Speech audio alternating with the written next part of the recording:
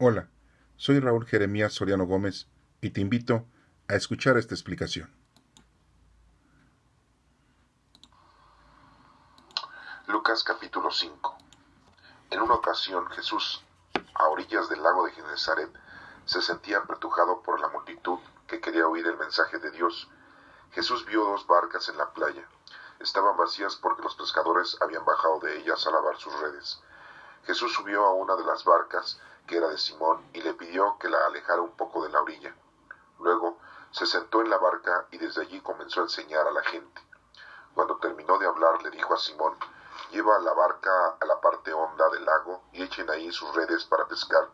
Simón le contestó: «Maestro, hemos estado trabajando toda la noche sin pescar nada, pero ya que tú lo mandas, voy a echar las redes». Cuando lo hicieron, recogieron tanto pescado que las redes se rompían. Entonces hicieron señas a sus compañeros de la otra barca para que fueran a ayudarlos.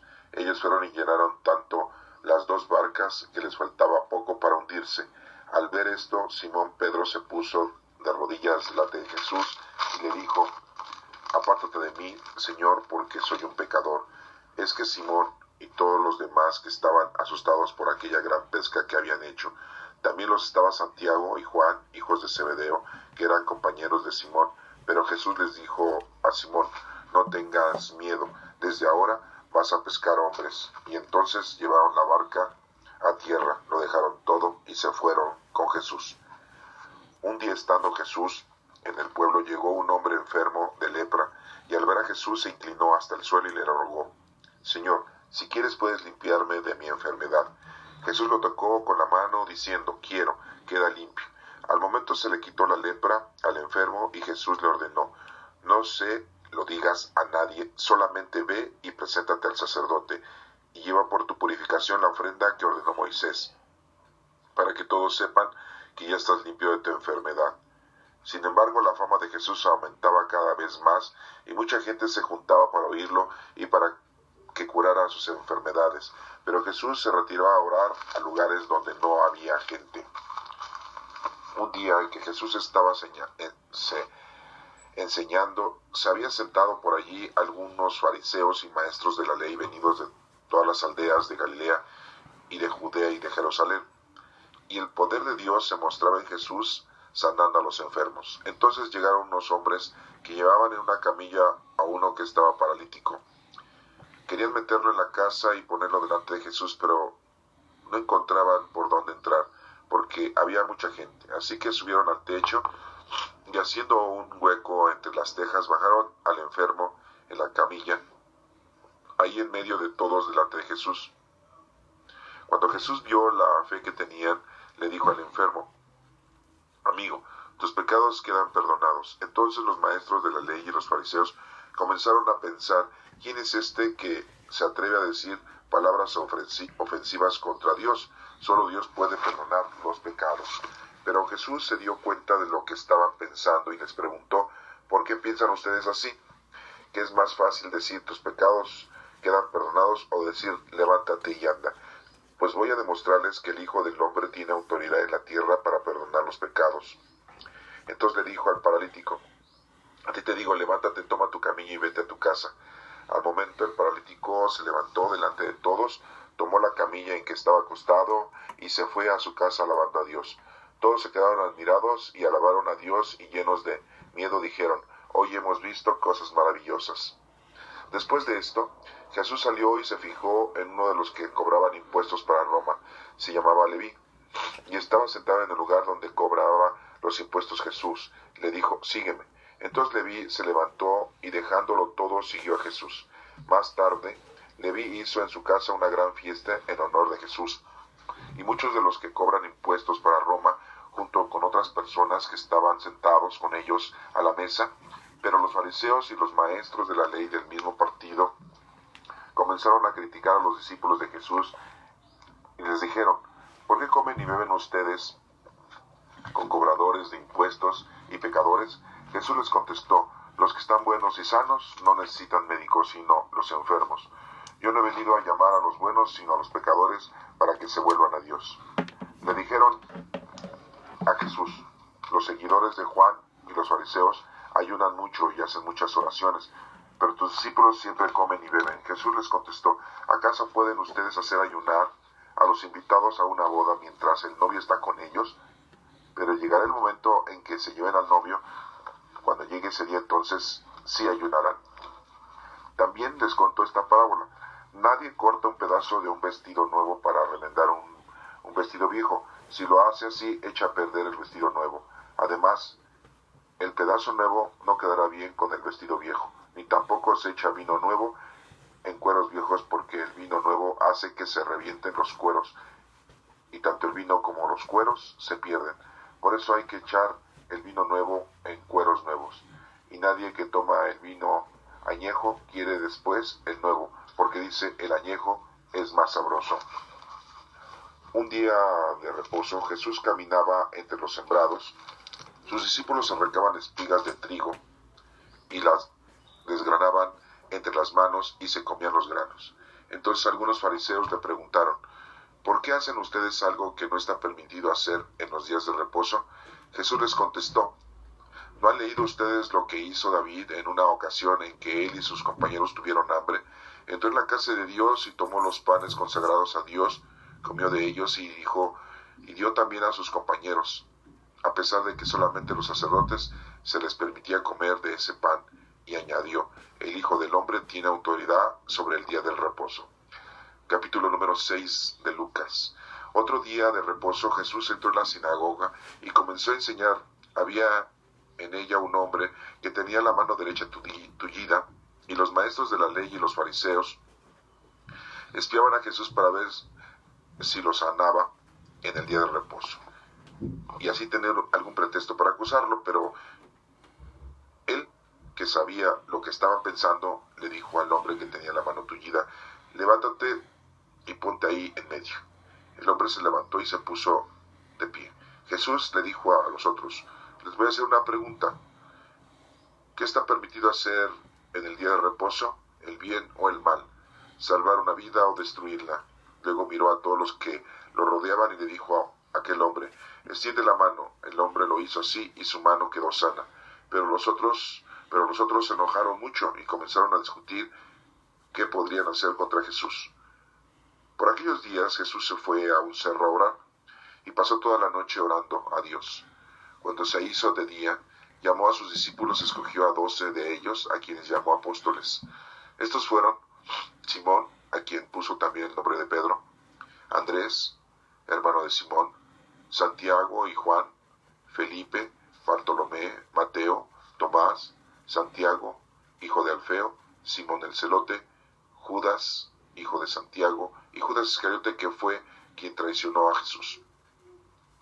Jesús bajó del cerro con ellos y se detuvo en un llano. Se habían juntado allí muchos de los seguidores y mucha gente que toda la región de Judea, de Jerusalén y de toda la costa de Tiro y de Sidón habían llegado para oír a Jesús y para que los curara de sus enfermedades. Los que sufrían a causa de espíritus impuros también quedaban sanos. Así que toda la gente quería tocar a Jesús porque lo sanaba, y a todos con el poder de él que le salía. Jesús miró a sus discípulos y les dijo, dichosos ustedes los pobres, pues el reino de Dios les pertenece. Dichosos ustedes los que ahora tienen hambre, pues quedarán satisfechos. Dichosos ustedes los que ahora lloran, pues después reinarán. Dichosos ustedes cuando la gente los odie, cuando los expulsen, cuando los insulten y cuando desprecien su nombre como cosa mala por causa del Hijo del Hombre. Alégrense mucho y llénense de gozo en ese día, porque ustedes recibirán un gran premio en el cielo, pues también así maltrataron a los antepasados de esa gente, a los profetas. Pero hay de ustedes los ricos, pues ya han tenido su alegría. Hay de ustedes los que ahora están satisfechos, pues tendrán hambre. Hay de ustedes los que ahora ríen, pues van a llorar de tristeza. Hay de ustedes cuando todo el mundo los alabe, pues así hacían a los antepasados de esa gente con los falsos profetas. Pero a ustedes que me escuchan les digo, amen a sus enemigos, hagan bien a quienes los odian, bendigan a quienes los maldicen, oren por quienes los insultan. Si alguien te pega en una mejilla, ofrécele también la otra. Si alguien te quita la capa, déjale que se lleve también tu camisa. A cualquiera que te pida algo, dáselo, y al que te quite lo que es tuyo, no se lo reclames. Hagan ustedes con los demás como quieren que los demás hagan con ustedes. Si ustedes aman solamente a quienes los aman a ustedes, ¿qué hacen de extraordinario? Hasta los pecadores se portan así. Y si hacen bien solamente a quienes les hacen bien a ustedes, ¿qué tienen eso de extraordinario? También los pecadores se portan así. Y si dan prestado solo a aquellos de quienes piensan recibir algo, ¿qué hacen de extraordinario? También los pecadores se prestan unos a otros esperando recibir unos a otros. Ustedes deben de amar a sus enemigos y hacer bien y dar prestado sin esperar recibir nada a cambio. Así será grande su recompensa y ustedes serán hijos del Dios Altísimo, que es también bondadoso con los desagradecidos y los malos. Sean ustedes compasivos, como también su Padre es compasivo. No juzguen a otros y Dios no los juzgará a ustedes. No condenen a otros y Dios no los condenará a ustedes. Perdonen y Dios los perdonará. Den a otros y Dios les dará a ustedes. Les dará en su bolsa una medida buena, apretada, sacudida y repleta. Dios los medirá a ustedes con la misma medida con que ustedes midan a los otros. Jesús les puso esta comparación. ¿Acaso puede un ciego servir de guía a otro ciego? ¿No caerán los dos en un hoyo? Ningún discípulo es más que su maestro. Cuando termine sus estudios llegará a ser como su maestro. ¿Por qué te pones a mirar la paja que tiene tu hermano en el ojo y no te fijas en el tronco que tienes en el tuyo? Y si no te das cuenta del tronco que tienes en tu propio ojo, ¿cómo te atreves a decir que tu hermano, déjame sacarte la paja que tienes en el ojo? Hipócrita, saca primero el tronco de tu propio ojo, y así podrás ver bien para sacar la paja que tiene tu hermano en el suyo. No hay árbol bueno que pueda dar fruto malo, ni árbol malo que pueda dar fruto bueno. Cada árbol se conoce por su fruto. No se cosechan higos de los espinos, ni se recogen uvas de las zarzas. El hombre bueno dice cosas buenas porque el bien está en su corazón, y el hombre malo dice cosas malas porque el mal está en su corazón, pues de lo que abunda en su corazón habla su boca. ¿Por qué me llaman ustedes Señor, Señor, y no hacen lo que les digo? Voy a decirles a quién se parece. El que viene a mí y me oye y hace lo que digo, se parece a un hombre que para construir una casa cavó primero bien hondo y puso la base sobre roca. Cuando creció el río, el agua dio con fuerza contra la casa, pero ni moverla pudo porque estaba bien construida. Pero el que me oye y no hace lo que digo, se parece a un hombre que construyó su casa sobre tierra y cimientos, y cuando el río creció y dio con fuerza contra ella, se derrumbó y quedó completamente destruida. Esta es palabra de Dios. Honor y gloria a ti, Señor Jesús. En el capítulo número 5 nos empieza a explicar la pesca milagrosa que se llevó a cabo en el mar de Galilea, en donde Pedro laboraba. Sabemos que Pedro pues tenía barcas en donde su trabajo era pescador. Y vemos que dice aquí que estando Jesús en las orillas del lago de Genesaret, se sintió apretujado. Vio dos barcas que estaban ahí, subió en una de ellas, le pidió a Simón que la alejara un poco de la orilla para seguir predicando. Cuando termina de hablar, le dice a Simón, lleva la barca en la parte más honda del lago. Y Simón le dice, hemos estado trabajando toda la noche y no hemos pescado nada, pero como tú lo mandas, lo vamos a hacer. Entonces nos damos cuenta aquí que es importante obedecer las indicaciones de nuestro Señor Jesucristo. Aquí vamos viendo que Simón Pedro, obedece a nuestro Señor a pesar de que la realidad, a pesar de que el raciocinio, a pesar de que el intelecto de cada uno de nosotros nos indica todo lo contrario. Nosotros debemos de ser capaces de entender y de darnos cuenta que si Dios nos dice que así son las cosas, así debemos de hacerlas, aunque vaya en contra de nuestro raciocinio, de nuestra inteligencia, de nuestra capacidad. Porque recuerden, en una ocasión Jesús le dijo a Pedro, tú piensas como los hombres, no piensas como Dios. Y vemos cómo entonces aquí el que hace las cosas milagrosas, ya que estamos hablando de la pesca milagrosa, es nuestro Señor, es Dios. Entonces, no podemos dudar, no debemos de dudar. Esto es algo importante para que pues lo tengamos nosotros presente, de que esa es la acción. Y vemos aquí cómo dice Pedro, porque tú me lo estás pidiendo, lo vamos a hacer. Y lo hicieron. Y recogieron tanto pescado que las redes se rompían. Entonces hicieron señas a sus compañeros de la otra barca para que les fueran a ayudar, para que no se fueran a hundir las barcas. Al ver esto, Simón Pedro se puso de rodillas. Vemos la humildad de Pedro al darse cuenta que nuestro Señor le había hecho ver que al único que le debemos de obedecer, al único que le debemos de respetar y seguir sus indicaciones es a Dios, a nadie más.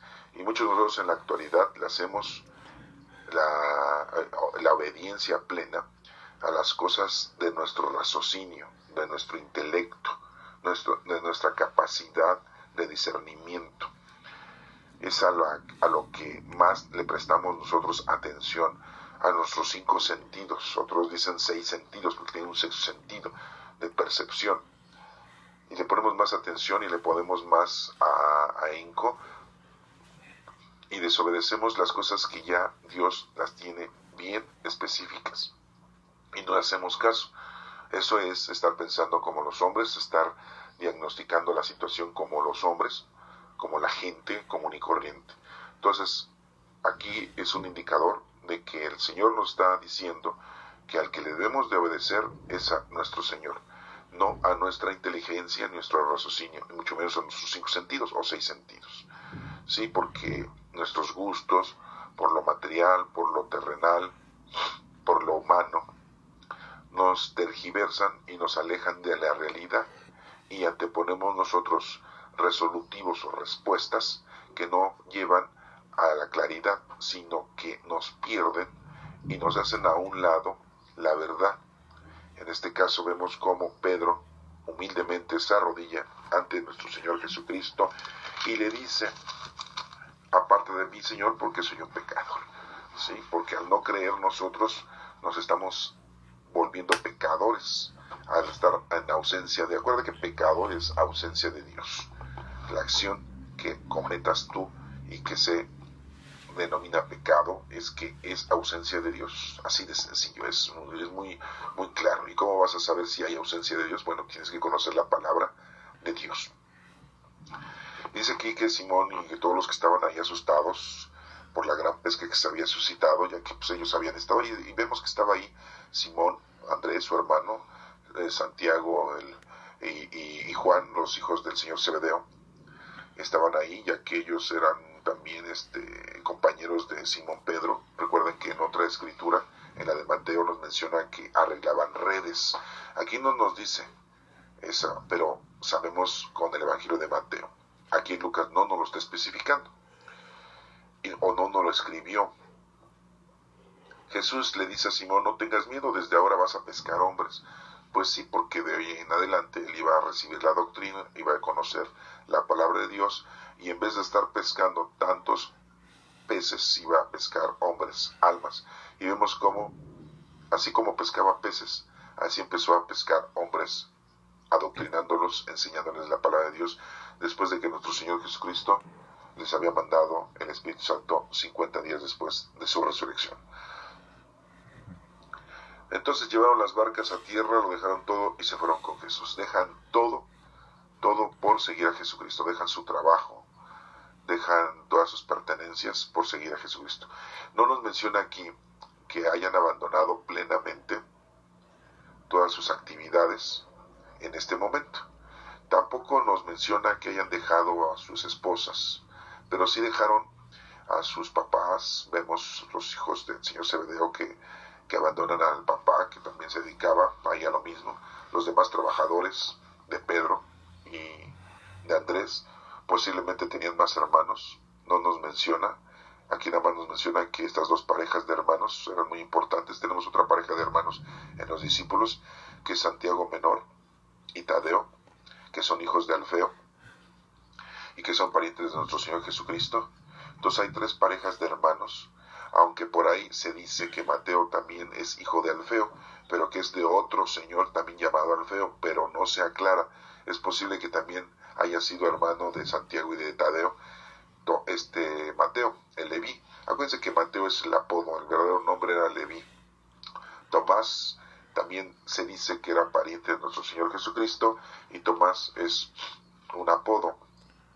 Se le dice mellizo, se le dice gemelo, pero en realidad su verdadero nombre era Judas Tomás, así le decían, y que también era primo de nuestro Señor Jesucristo. Y bueno, hay varias redacciones y hay varias secuencias que vamos a ir viendo poco a poco para que ustedes lo tengan, pero hasta aquí nos damos cuenta de que dejan todo hasta este momento, ¿sí? En otra parte de las escrituras nos menciona que Pedro le dice: hemos dejado todo por seguirte, Señor, y Jesús le dice: todo aquel que haya dejado se le va a retribuir. Si dejaron papá, si dejaron mamá, si dejaron hermano, si dejaron hermana, si dejaron hijo, si dejaron hija, se les va a retribuir. Pero no dice si dejaron esposa, porque la esposa no la podías dejar. Posiblemente las esposas seguían a los discípulos, esperaban a los discípulos, porque regresaban quizá los discípulos a su casa en ciertas ocasiones a ver a su familia, pero seguían con Jesucristo todos los días. Recuerden que Jesucristo sí pernoctaba en el lugar en donde estaba y se quedaba a veces solo, y es cuando tenemos varios pasajes bíblicos, como la mujer que le da de beber del cántaro, cuando Jesús se encuentra con Marta y María, cuando Jesús va a la casa de Lázaro el leproso, cuando Jesús va con alguno de los romanos, alguno de los fariseos, y vemos que muchas veces no están todos los discípulos con él. Entonces ahí nos podemos dar cuenta que los discípulos posiblemente habían regresado con sus familias en un determinado momento, porque podríamos pensar que las 24 horas estaban con nuestro Señor Jesucristo, ¿sí? No nos mencionan esos momentos o esas situaciones en las que los discípulos regresaban a ver a su familia, pero habían dejado todo por el Evangelio. Y ya después, cuando nuestro Señor se va, pues se dedican a la prédica, y vemos cómo cada uno de los discípulos va a diferentes lugares, y algunos, bueno, no digo algunos, sino casi todos, son asesinados por causa del Evangelio. Hay algunos que no, ya después lo veremos quiénes son los que no, pero hasta ahorita es un adelanto que se los estoy proporcionando. Después nos sigue diciendo aquí que aún estando Jesús en un pueblo, llegó un enfermo y que estaba de lepra, y le dice a nuestro Señor Jesucristo: si tú quieres, quedaré limpio.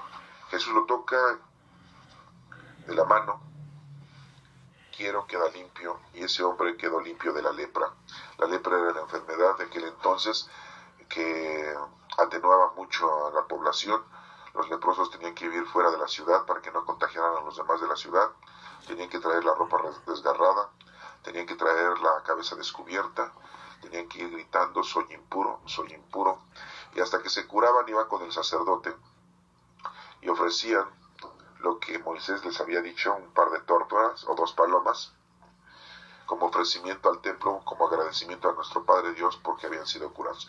¿Y cómo se curaban si no hay medicamento, no había medicina? Muchas veces ellos, su propio cuerpo, su propio organismo producía anticuerpos, y con el tiempo se iban curando. Algunos no, algunos sí. Esto pues ya sabemos ahora, según la resistencia que tiene uno, según los anticuerpos que procrea uno, que produce uno. Entonces, acuérdense que no había medicamento como hay ahora. En la actualidad pues está totalmente, casi, diría yo, totalmente dominada la lepra en la actualidad. Estamos en el año 2018, pero ya hay medicamentos. Los médicos de aquel entonces no son como los médicos de ahora, y vemos que el que nos está escribiendo este evangelio pues es Lucas, un médico. Y le dice al enfermo, cuando ya lo ha curado, que se presente ante el sacerdote y que se vaya a su casa y que no le diga nada a nadie, porque Jesucristo no vino aquí a presumir los milagros, tampoco vino a levantarse el cuello, ni tampoco vino a vanagloriarse. Él venía a hacer el bien, y es una indicación que a nosotros nos da, que debemos nosotros de ayudar al prójimo sin esperar nada a cambio. Y lo vemos más adelante aquí en una de las lecturas.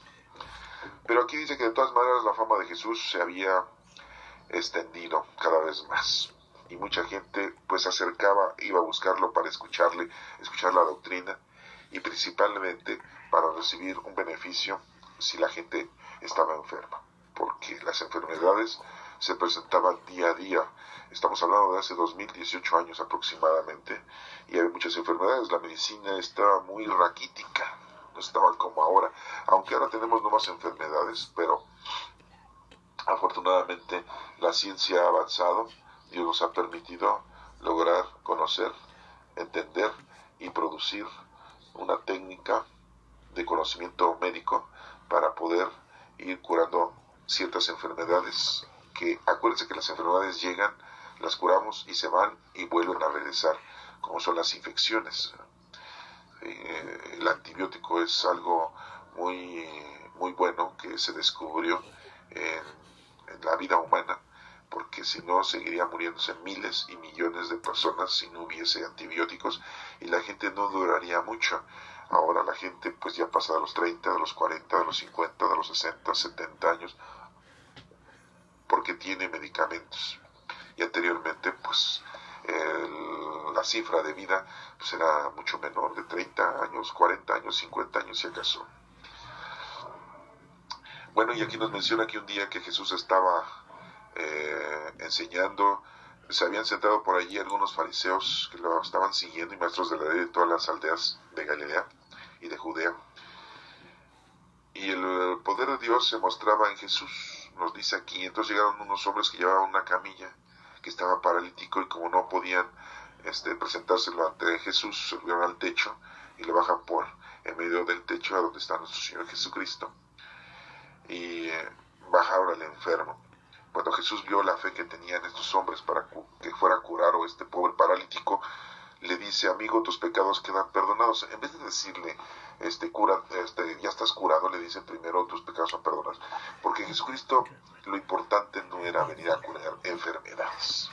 Para eso, ahora en la actualidad, nuestro Señor, nuestro Padre Dios, nos ha dado la capacidad, la inteligencia, la ciencia, para poder descubrir medicamentos, para poder descubrir formas de curar las enfermedades, aunque hay muchas que se van presentando y no se pueden curar todavía, pero hay muchas que ya se pueden curar. Dios nos ha permitido, nos ha dado la oportunidad de poder encontrar la cura de muchas enfermedades. Y bueno, vemos que nuestro Señor no viene nada más a curar enfermos, lo principal, viene a salvarnos de nuestros pecados, de nuestros errores que están en contra de nuestro Señor, porque un pecado es una acción que está en contra de nuestro Padre Dios, una ausencia de la verdad. Eso es un pecado. Y entonces aquí lo critican los maestros de la ley, los fariseos, porque empiezan a pensar: ¿cómo es posible que Él diga que sus pecados son perdonados si el único que perdona es nuestro Padre Dios? Y aquí tienen razón los fariseos, los maestros de la ley. Ellos tienen mucha razón, porque así está escrito: el único que perdona los pecados es nuestro Padre Dios. Ningún ser humano tiene la condición de perdonar los pecados, ningún santo, ni nuestra Santísima Madre, ningún ángel. El único que perdona nuestros pecados es nuestro Padre Dios. Y bueno, pues aquí nos estamos dando cuenta que pues ellos están en su línea, en su materia, pero desafortunadamente los maestros de la ley y los jefes de los sacerdotes seguían a Jesucristo, pero para criticarlo, no para aprender. Y no se habían dado cuenta que nuestro Señor Jesucristo verdaderamente era el Hijo de Dios. Ya lo habíamos visto nosotros cuando fue bautizado, cuando se escuchó una voz que dijo: este es mi Hijo amado, en quien tengo todas mis complacencias. Si se hubieran dado cuenta de eso, pues se hubieran entendido, ¿verdad? Al igual que Juan Bautista lo entendió, y que varios de los que estaban bautizados ahí entendieron ese mensaje. El único que nos puede decir quién es el Hijo de Dios es nuestro Padre Dios. Acuérdense que los demonios, cuando eran sacados, corridos, gritaban que era el Hijo de Dios, y nuestro Señor Jesucristo los callaba para que no estuvieran gritando, porque la verdad la debe decir nuestro Padre Dios. Los milagros los hace nuestro Padre Dios. La bendición nos la da nuestro Padre Dios, ¿sí? No por otro ente, no por otra persona, no por un demonio, ¿no? Entonces aquí dicen los maestros de la ley y los fariseos comenzaron a pensar: ¿quién es este que se atreve a perdonar los pecados? Entonces Jesús se da cuenta de lo que están pensando y les dice: ¿por qué piensan ustedes así? ¿Qué es más fácil decirle: tus pecados son perdonados a este hombre? O ven, dice, levántate, toma tu camilla y vete a tu casa. Y en ese momento el paralítico se curó y se fue a su casa. Y todos se quedaron admirados y alabaron a Dios, y llenos de miedo le dijeron: hoy hemos visto cosas maravillosas. Les demuestra a los fariseos y escribas que la caridad es lo más importante, y a nosotros nos está diciendo lo mismo, que lo más importante es que se nos perdonen nuestros pecados y que hagamos caridad. Lo que siempre se ha dicho: amar a Dios sobre todas las cosas y a nuestro prójimo como a ti mismo. Después de esto dice aquí que salió Jesús y que vio y se fijó en uno que cobraba impuestos, que para Roma, que se llamaba Leví, que estaba sentado en el lugar donde cobraban impuestos. Entonces Jesús le dijo: levántate, déjalo todo, y siguió a Jesús. Y así lo hizo Leví. Más tarde Leví hizo en su casa una gran fiesta. Aquí vemos cómo esto se menciona también en el Evangelio de Mateo y de Marcos, pero Mateo, cuando lo dice en su Evangelio, no dice que yo hice una fiesta y invité a Jesús, ¿no? Nada más menciona que Jesús estaba ahí en una reunión con muchos que cobraban impuestos. Leví se sintió muy cómodo de que nuestro Señor lo eligiera para acompañarle y le quiso hacer una fiesta en su casa. Y pues lógico, ¿quiénes eran los amigos de Leví, de Mateo? Pues puros cobradores de impuestos. Acuérdense que Leví, Mateo, y tenemos su Evangelio, pues también es judío, ¿sí? Y es hijo de Alfeo, según la Escritura, como se nos menciona en otro Evangelio. Entonces, si este Alfeo es diferente al otro Alfeo que nos menciona, que es el papá de Santiago y de Tadeo, pues estamos viendo que hay dos señores que tuvieron hijos y que los dos señores se llaman Alfeo. Entonces, porque si este Leví también era hermano de Santiago y de Tadeo, pues entonces eran tres hermanos.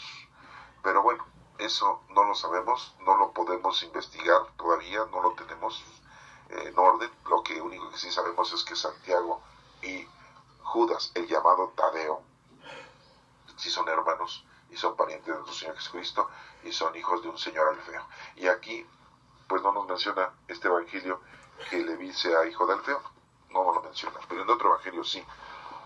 Ya estados ahí, los fariseos y los maestros de la ley empiezan a criticar a los discípulos y diciendo que por qué comen y beben cobradores de impuestos con pecadores. Anda este predicador, este profeta, porque así le decían a nuestro Señor Jesucristo, se anda revolviendo con gente pecadora, porque los judíos eran muy dados a no revolverse con otra gente, ¿no? Porque esa costumbre o ese dictamen o esa regla, porque te contagian. Dime con quién andas y te diré quién eres. Entonces, por eso no se mezclaban y no se casaban con gente de otras tribus o de otras razas, porque esas costumbres que tenía esa otra gente, pues se las iban a contagiar a ellos al final de cuentas. Y entonces iban a tergiversar sus actitudes ante Dios, iban a cambiar sus actitudes ante la condición que Dios te había exigido. Y es por eso que tenían esa regla de no convivir, de no mezclarse, de no matrimoniarse, de no tener hijos con gente que fuese de otra tribu, de otra religión, de otra raza, porque iban a copiarles a toda esa gente sus actitudes, sus costumbres, sus tradiciones, y que muchas de estas costumbres, actitudes y tradiciones eran idólatras. Y recuerden que muchas tribus tenían muchos dioses, eran politeístas, y el pueblo judío pues era monoteísta, que nada más tenemos a un solo Dios. Entonces, para evitar esos percances en un futuro de la descendencia de los judíos, por eso se menciona que no se revolvieran, que no convivieran, que no se mezclaran. Y están en su papel los fariseos y los jefes de la ley diciendo si Jesús es un judío, si Jesús es un predicador, si Jesús es un profeta, si Jesús ama a Dios, ¿cómo es posible que esté comiendo y que esté conviviendo con pecadores, con gente que tiene otro tipo de costumbres y de creencias? Son cobradores de impuestos, son algunos quizás tenían hasta descendencia romana, y por lógica los romanos pues tenían muchos dioses, los debes de conocer, ¿verdad? Entonces, ¿cómo es posible? Y aquí Jesucristo les hace ver y les aclara algo muy importante: los que están buenos y sanos no necesitan médico, sino los enfermos. Jesucristo estaba con ellos precisamente para curarlos, para darles a conocer la doctrina, para darles a conocer la verdad. ¿Sí?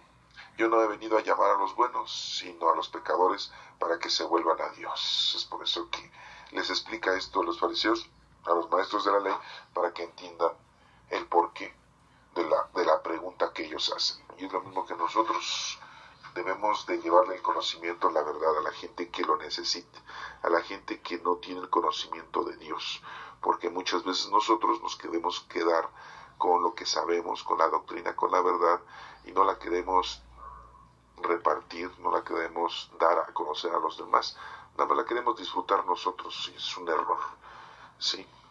Porque si tú la conoces, la tienes que dar a los demás. Si Dios te permitió tener conocimiento de la palabra de Dios, es necesario que tú se la regales, se la brindes, se la transmitas a otra persona. Después aquí le dicen a Jesús, los seguidores de Juan y de los fariseos ayunan mucho y hacen oraciones, y tus discípulos siempre nada más están comiendo y bebiendo. Jesús les contestó, pues acaso cuando el novio está con sus invitados se ponen a ayunar, pues no, ya habrá el momento en que desayunen cuando el novio no esté, o sea, diciendo, ahorita que yo estoy aquí, pues no hay necesidad de ayuno y oración, están conmigo. Cuando ya no esté aquí, entonces sí van a tener que hacer ayuno y oración, y es lo que hoy en día hacemos. Ya Jesús en cuerpo no está con nosotros, está en espíritu, porque está el Espíritu Santo, y entonces tenemos que hacer oración y ayuno. Y después les cuenta una parábola de que nadie corta un pedazo de vestido nuevo para remendar un vestido viejo. O sea, nadie hace esas tonterías. Y tampoco dice, si lo hace así va a echar a perder el vestido nuevo. ¿Cómo le vas a cortar un pedazo al vestido nuevo para remendar el viejo? Por mucho que te guste. Esto te da a entender de que la vida la debes de ofrecerle al Señor. Y no vas a echar a perder las cosas buenas de la vida, que son cosas de Dios, para poder remendar tu vida pasada, que está echada a perder en las cosas del Señor. Y nos dicen, tampoco eche el vino nuevo en cueros viejos. Las cosas del Señor se deben de depositar, la verdad se debe depositar en lugares plenos, en lugares santos, en lugares perfectos, y no en lugares incómodos, ni pecaminosos, ni malvados. Entonces, porque dice aquí que si el vino nuevo hace que se revienten los cueros, tanto el vino nuevo como el cuero, donde se guarda el vino, pues se va a reventar el cuero y se va a perder todo, el vino y el cuero. Por eso hay que echar el vino nuevo en cueros nuevos, todo en nuevo, una vida nueva, en esta conversión, este arrepentimiento que debes de tener. Por eso en otras lecturas nos menciona que no debes de mirar atrás lo que hayas hecho malo, arrepiéntete, conviértete, como le decía Juan Bautista, para que tú puedas llegar a tener y obtener las cosas perfectas del Señor. En el capítulo número 6 dice que un día de reposo Jesús caminaba entre los sembrados, sus discípulos empezaron a arrancar las espigas, y pues era día de reposo, el día que no debes de hacerlo, según la ley de Moisés. Entonces los fariseos le preguntaron, ¿por qué hacen ustedes algo que no está permitido hacer en los días de reposo? ¿Qué día era el reposo? Era el día séptimo, el día de los sábados. Y Jesús les contesta que en época de David tuvo hambre, y sus compañeros y él tomaron los panes consagrados a Dios, y no por eso habían cometido pecado. ¿Qué es primero, la vida o cumplir con las leyes? Primero, lo más importante es la vida. Y nos menciona en otros pasajes que el sábado fue hecho para el hombre y no el hombre para que se castigue con el sábado. La ley está hecha para el hombre, para que el hombre se sirva de la ley, y no el hombre está hecho para la ley, ¿sí? La ley fue hecha para los hombres, para que nos sirvamos de la ley y el sábado. Así por eso les menciona a los y añade nuestro Señor, el Hijo del Hombre tiene autoridad sobre el día del reposo, muy claramente se los dice. Y aquí nos menciona que otro día Jesús también entró el día de reposo en la sinagoga, comienza a enseñar, y que estaba uno que tenía la mano tullida. Entonces pues los fariseos y los maestros lo estaban espiando para ver si ya le encontraban algo en que condenarlo. Entonces aquí nos damos cuenta que ya los planes de arrestar a Jesús y de condenar a Jesús no eran de Judas Iscariote, sino los planes eran de los fariseos y de los escribas. ¿Por qué razón? Porque ellos se sentían desplazados, ya que la gente en ese momento ya no los seguía a ellos, ya no estaban en su autoridad, ahora seguían la autoridad de nuestro Señor Jesucristo. Durante 3 años, imagínense, se sintieron desplazados los fariseos, los maestros de la ley, los jefes de los sacerdotes, por causa de la prédica de nuestro Señor Jesucristo. Pues la gente se sentía emocionada, la gente se sentía bien al oír a Jesucristo, al sentir que Jesucristo sí los atendía, al sentir que Jesucristo curaba sus enfermedades.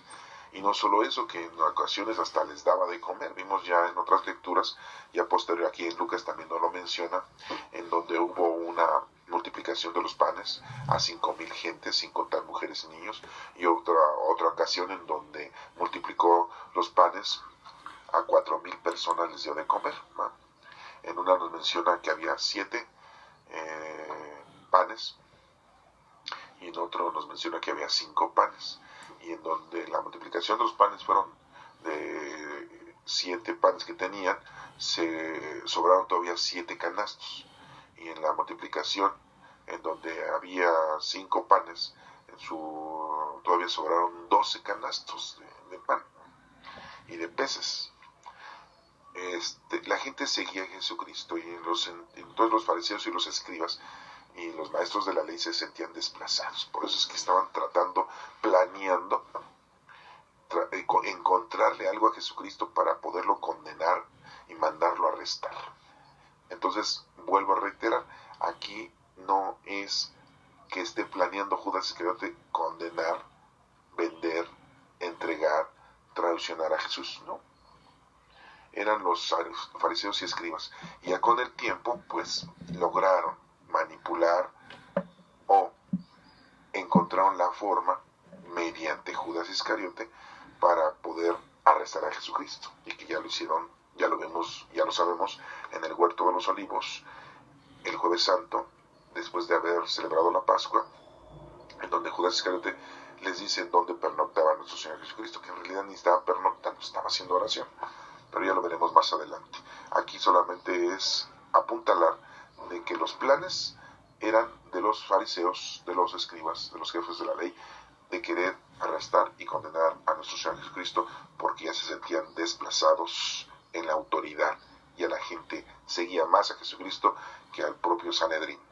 Y entonces aquí Jesucristo nos menciona para ver si lo sanaría en el día de reposo a los fariseos y tener un pretexto para acusarlo. Pero él, que sabía lo que estaban pensando, le dijo al hombre: mira, ven, ponte en medio. ¿Sí? El hombre se levantó, se puso en medio, le dijo: te voy a hacer una pregunta.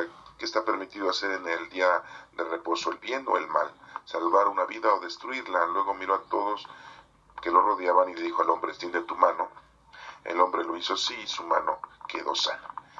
Entonces todos los demás que vieron eso se enojaron mucho, pero también muchos se sorprendieron de la bondad de nuestro Señor de curar a ese hombre que estaba tullido de la mano. Después nos menciona aquí la elección de los 12, que también se menciona en Mateo y en Marcos. Es muy importante esto aclararlo porque no se menciona en Juan. Nada más se menciona en Mateo, en Marcos y en Lucas. Pero aquí tenemos una situación diferente con Lucas, y siendo que Lucas pues investigó esto de una manera profunda. Nos menciona que escoge a los discípulos, y nos menciona muy claramente, fíjense, pongan atención, dice que escoge a Simón, a quien le puso el nombre de Pedro también, eso no hay problema. Después el segundo, Andrés, después, que es el hermano de Pedro, después a Santiago y a Juan, ya van 4. Felipe, 5, Bartolomé, 6, Mateo, 7, que en realidad era Leví, Tomás, 8, Santiago, hijo de Alfeo, ya lo vimos, 9, Simón el celote, 10, y nos menciona aquí en el versículo 16, es en donde hay un problema: Judas, hijo de Santiago. Pues si Judas Tadeo, que así le decían, era hijo de Alfeo, porque era hermano de Santiago, entonces aquí está mal. No debía decir hijo, de Santiago, sino debe decir Judas, hermano de Santiago, hijo de Alfeo.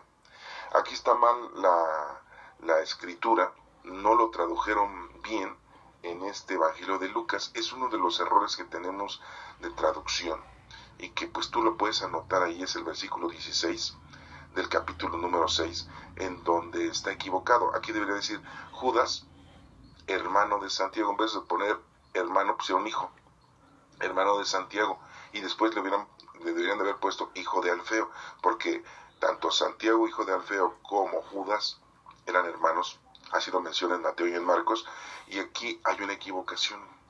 Está mal, es una de las equivocaciones que tenemos en las Sagradas Escrituras, para que lo anotes y lo tengas tú ahí. Y después nos menciona a Judas Iscariote, que fue quien lo traicionó a Jesús.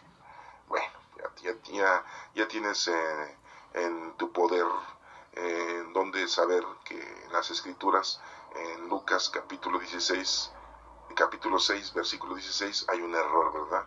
No pusieron bien la traducción en nuestra Biblia. Estoy leyendo una Biblia de Dios habla hoy, pero también en la de Nácar Columna dice lo mismo. Entonces puedes investigar en otras Biblias y te vas a dar cuenta que dice igual la traducción. No es un problema de impresión, es un problema de traducción. Bueno, vamos a seguir adelante. Jesús bajó del cerro con ellos y se detuvo en un llano. Se habían encontrado allí muchos de los seguidores, mucha gente de toda la región de Judea, de Jerusalén, de Tiro, de Sidón, para que Jesús los curara de sus enfermedades y escuchar su palabra. Y también mucha gente que sufría de espíritus impuros, y todos quedaban sanos. Así que toda la gente quería tocar a Jesús porque lo sanaba a todos con el poder de lo que él salía. Solamente con tocarlo se curaban.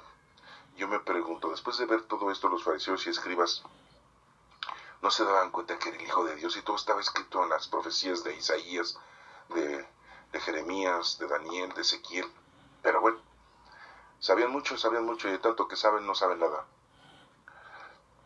Jesús miró a sus discípulos y les hace ver, aquí nos menciona que les hace ver las bienaventuranzas, las comunes que nosotros sabemos. Y bueno, pues aquí nos está mencionando una forma muy diferente. También en Mateo se mencionan las bienaventuranzas, no las menciona ni Marcos ni Juan, pero hay una situación diferente. Supuestamente Lucas investigó y se dio cuenta de todo y lo escribe él a su manera, pero nos damos cuenta que en Mateo, a capacidad completa, nos menciona 10 bienaventuranzas, 10 dichas, y aquí no nos menciona 10, no nos menciona más que creo que 5. Entonces hay una diferencia en la explicación. Aquí nos dice, miren muy claramente, Jesús miró a sus discípulos y les dijo: dichosos los pobres, pues el reino de Dios les pertenece. Eso es número 1, ¿no? Entonces nos pide el Señor que seamos sencillos, pobres.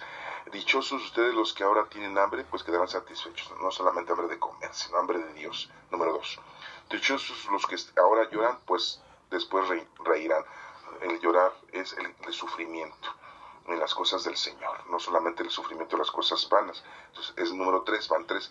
Dichosos ustedes cuando la gente los odie, cuando los expulsen, cuando los insulten, cuando los desprecien su nombre como cosa mala por causa del Hijo del Hombre, cuando nos desprecien por las cosas del Señor. Entonces van 4 bienaventuranzas. Después nos mencionan en el versículo número 23, alégrense mucho, llénense de gozo en ese día, porque ustedes recibieron un gran premio en el cielo, pues también así maltrataron los antepasados a esa gente, a los profetas.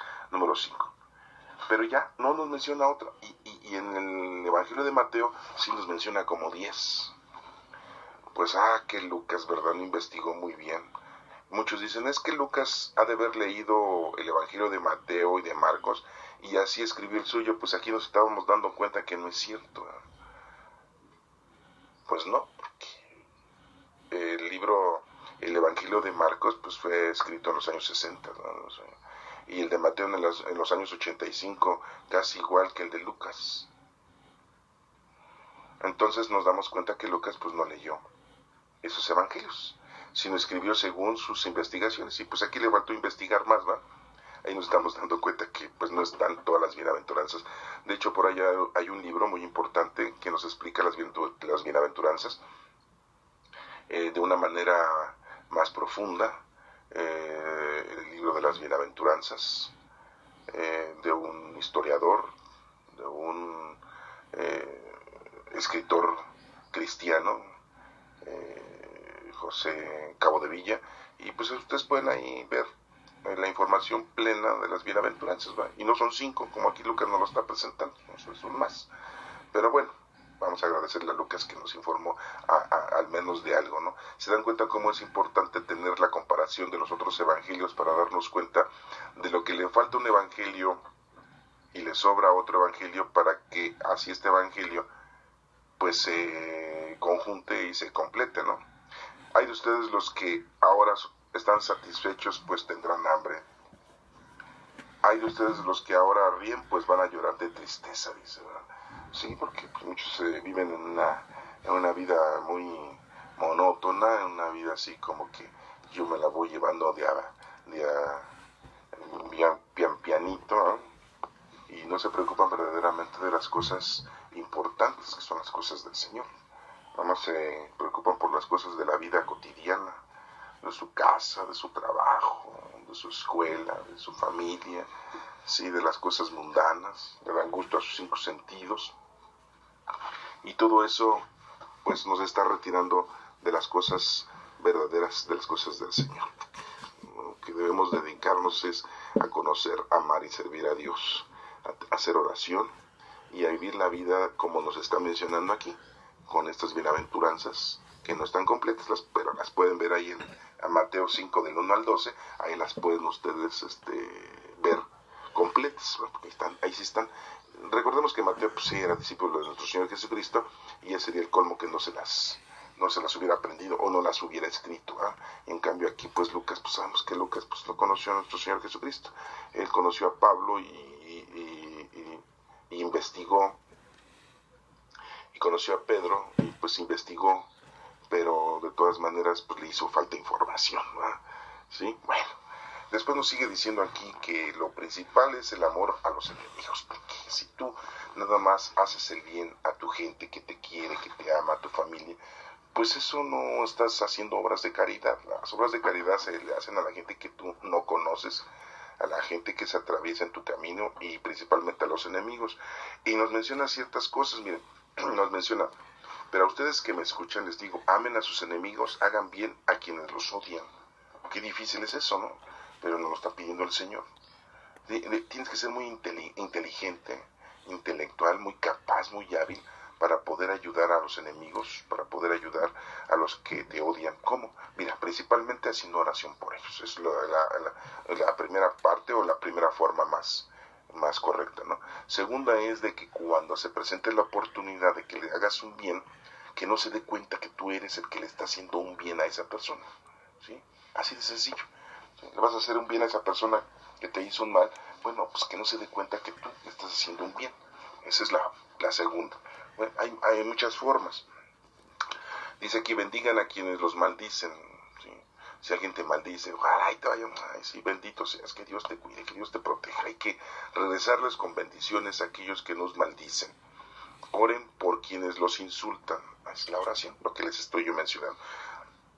Si alguien te pega en una mejilla, ofrécele también la otra, ¿no? Esto nos da a entender de que gente te ataca, y bueno, pues tú no seas rencoroso, tú no seas vengativo, deja la justicia en Dios, no tomes tú la justicia en tus manos. Eso quiere dar a entender de que si alguien te pega en una mejilla, ponle en la otra, porque mucha gente dice, ay, me pegó, me acaba de golpear, pues sígueme golpeando del otro lado. No es una forma física. Es por eso que esto hay que interpretarlo, porque si no vas a caer en un error y vas a caer en una actitud estúpida, y no es ¿sí? Dice, si alguien te pega una mejilla, ofrécele también la otra. Si alguien te quita la capa, déjale que se lleve también tu camisa. O sea, también es interpretativo. Si alguien te quita algo en la vida, no te emociones, no te enojes. Acuérdate que las cosas van y vienen, el dinero va y viene.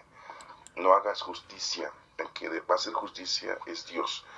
Y te vas a dar cuenta, si en el momento en que tú tengas esa apreciación, te vas a dar cuenta entonces de que las cosas que te van suscitando en la vida y que la gente te está maltratando, si tú dejas que la justicia de Dios actúe, esas personas pues van a recibir lo que están haciendo, porque con la vara que miden serán medidos, ojo por ojo, diente por diente.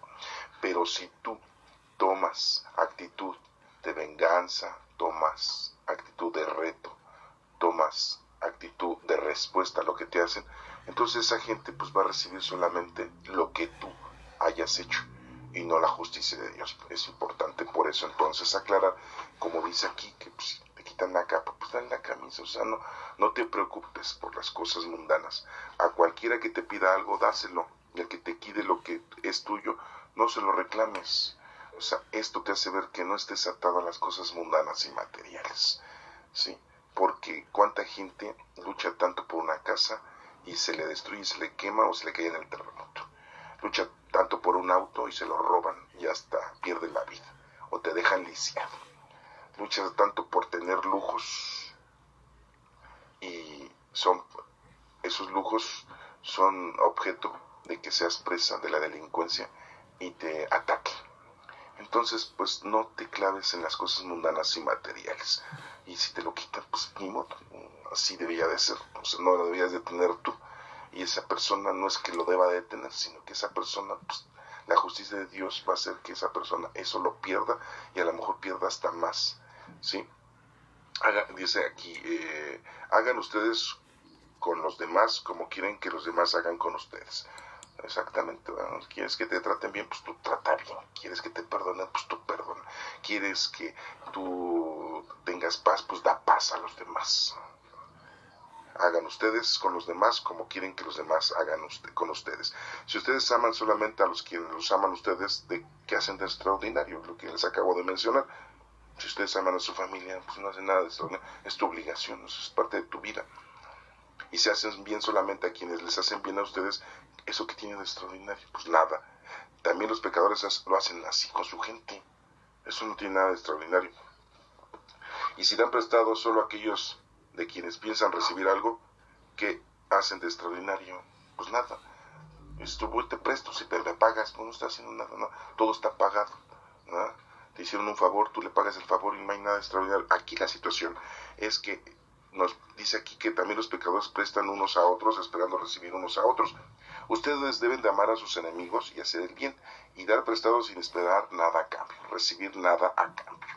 Entonces ahí sí estás haciendo una labor. Nos está explicando exactamente cómo debes de hacer tú tu comportamiento con respecto a esto. Amar a los enemigos, hacer oración por ellos, hacer a la gente que no conoces el bien. Si alguien te pide prestado, préstaselo sin esperar nada a cambio, etcétera, etcétera. Esto es lo importante y no lo otro. Como dice, pues, si lo haces a quien amas, pues no tiene caso. No recibes ningún premio. Si prestas para que te den réditos, si prestas porque sabes que te van a pagar, pues solamente estás haciendo algo cotidiano, algo normal. No estás haciendo una caridad, no estás haciendo un bien. Entonces no lo vayas a presumir, ni tampoco a decir, yo soy prestamista y siempre le presto a la gente para que salga adelante, estoy haciendo el bien a los demás, no, porque te lo van a pagar, te devolvieron réditos, ¿sí? Y tú dices, pues yo le hago el bien a mis amigos, a mi familia, a mis compadres, a mis vecinos, a la gente que me estima y me quiere. Pues sí, pues eso es muy normal. La obra de caridad es a los otros, así muy claramente nos lo está mencionando. Entonces aquí nos dice, así será grande su recompensa y ustedes serán hijos de Dios Altísimo, que es también bondadoso con los desagradecidos y los malos. Sean ustedes compasivos, como también su Padre Dios es compasivo. Nos menciona que no hay que juzgar a los otros, dice, no juzguen a los otros, y Dios no los juzgará a ustedes. Como decimos en el Padre Nuestro, perdona nuestras ofensas como también nosotros perdonamos. Entonces, si tú no perdonas, pues Dios no te va a perdonar, ¿sí? Dios no los condenará a ustedes, perdonen y Dios los perdonará. Den a otros y Dios les dará a ustedes. O sea, esa es la recompensa. Si tú das, el Señor te va a dar a ti. Les dará en su bolsa una medida buena, apretada, sacudida y repleta. Dios los medirá a ustedes con la misma medida con que ustedes midan a los otros. Jesús les puso esta comparación. ¿Acaso puede un ciego guiar a otro ciego? Pues no, los dos se van a caer. Ningún discípulo es más que el maestro. Si acaso el discípulo llegara a ser igual que el maestro, pero más que el maestro no, así lo dice aquí. ¿Por qué te pones a mirar la paja que tiene tu hermano en el ojo y no te fijas en el tronco que tienes en el tuyo? Te fijas en los errores de los demás y no te das cuenta que tú también tienes muchos errores. Te fijas en los pecados de los demás, siendo que tú también tienes muchos pecados. Acuérdate que todos tenemos pecados muy grandes. Entonces lo que debemos hacer aquí es conocer, amar y servir a Dios, perdonar a los demás, pedir por los demás y que los demás pidan por ti. Esto debe ser mutuo. Y no seas hipócrita, como dice aquí, saca primero el tronco de tu propio ojo y después te fijas en la paja del ojo ajeno. Primero date cuenta de tus errores y después juzga a los demás. Por eso no hay que juzgar. El único que nos juzga aquí es Dios. No nosotros debemos de juzgar. Después nos menciona aquí que no hay árbol bueno que pueda dar fruto malo, ni árbol malo que pueda dar fruto bueno. Esto es muy importante que lo tengas tú en mente, ¿sí? Si tú te comportas bien, pues tus obras serán bien vistas por nuestro Padre Dios, pero si tú te comportas mal, pues lógico que tus obras serán mal vistas ante nuestro Padre Dios. Y no puedes tú dar algo bueno si no aprendes las cosas buenas. No puedes dar algo malo si tú en realidad conoces a Dios y amas a Dios. No puedes dar algo. Entonces aquí nos menciona y nos hace la similitud, la semejanza con los árboles. Cada árbol se conoce por su fruto. No se cosechan higos de los espinos, ni se recogen uvas de las zarzas. El hombre bueno dice cosas buenas, porque el hombre está en su corazón. El hombre malo dice cosas malas, porque el mal está en su corazón. Pues de lo que abunda en su corazón, habla su boca.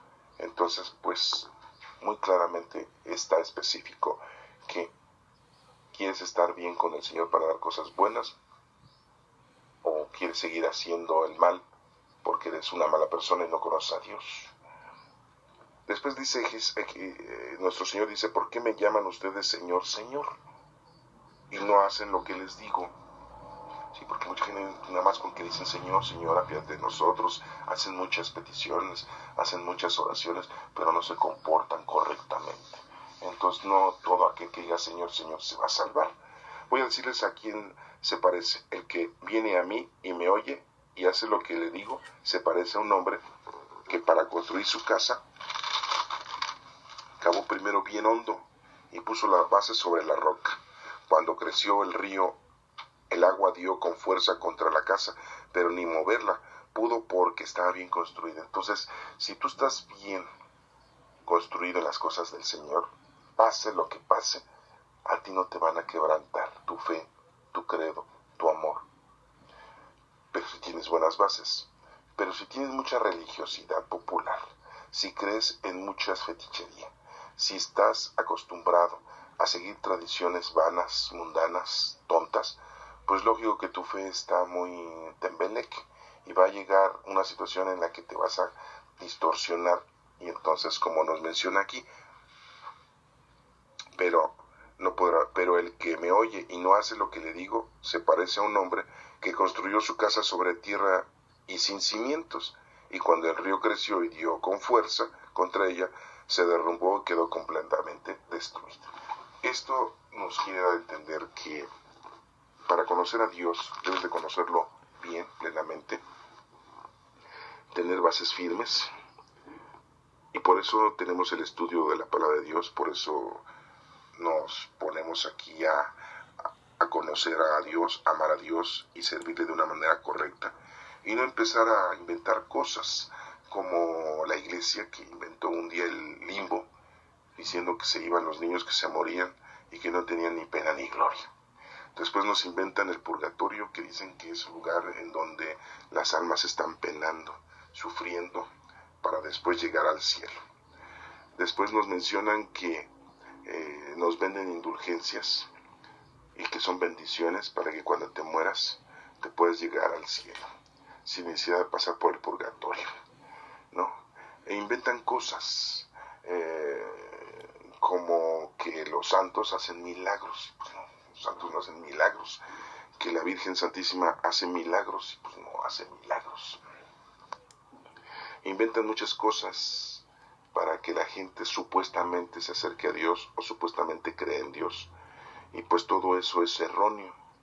Y cuando ves la realidad y cuando conoces a Dios, pues te das cuenta que pues todo eso es falsedad. Y tu fe pues está desmoronada, tu credo se desmorona.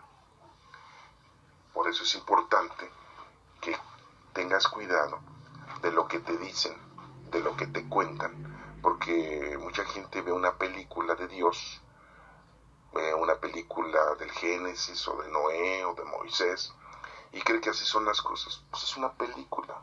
A lo mejor hay cosas ciertas, sí, pero hay muchas cosas falsas. No hay cómo leer la Sagrada Escritura, no hay cómo estudiarla, no hay que cómo entenderla y principalmente interpretarla. Y después de todo esto, pues llevarla a cabo. Entonces, para que no tengas tú ese desmoronamiento de tu fe y de tu credo. Porque hay muchos presbíteros, sacerdotes, pastores, que solamente te manipulan, te guían mal, son guías ciegos, así Jesucristo les dijo, guías ciegos, ¿sí? Sepulcros blanqueados, les dijo hipócritas, les dijo raza de víboras, y nos dice a nosotros que tengamos cuidado porque habrá muchos lobos vestidos de ovejas, y habrá muchos que dicen, yo vengo de parte del Señor, yo te traigo la verdad, y son hipócritas, son mentirosos, es una falsedad. Entonces debemos de tener mucho cuidado, por eso aquí nos dice que nuestra fe, nuestro amor, nuestra verdad, nuestro credo debe de estar cimentada con cimientos en un lugar con un hoyo muy profundo para que cuando vengan las tempestades tú no caigas y no se te desmorone tu fe y tu credo. Por eso es que pues estamos aquí estudiando la palabra del Señor, estamos escuchando la palabra de Dios, entendiéndola, interpretándola, para que las cosas sean de una manera más plenas, correctas y con mucho cimiento y conocimiento de la verdad. Que Dios te bendiga.